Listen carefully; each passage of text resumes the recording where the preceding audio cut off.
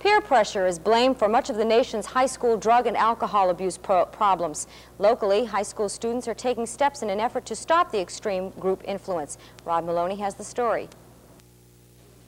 Teenagers helping teens.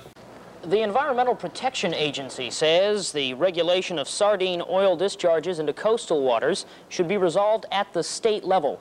In a statement issued today, U.S. Representative Olympia Snowe praised that decision, saying that the EPA's ruling to withhold formal enforcement action against Maine sardine packers is a common-sense approach.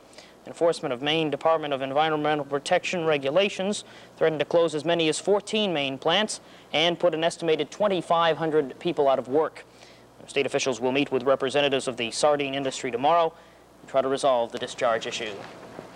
It's time to change the laws controlling prostitution. So says State Senator Gerard Conley, who wants his fellow House and Senate leaders to go along with a bill that goes after the customer as well as the prostitute. The law now on the book levies fines for parents of females under 18 who are working as prostitutes. The new measure, if it's introduced, would make the oldest profession a crime for both the seller and the buyer of services.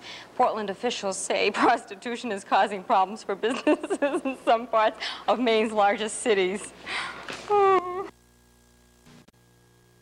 A legislative panel presented a report today that says Maine should fight to make sure the state gets its fair share of Canadian natural gas. A proposed pipeline, if built, would run from New Brunswick through Maine and down to Rhode Island. That would mean 300 million cubic feet of natural gas would go through Maine each day.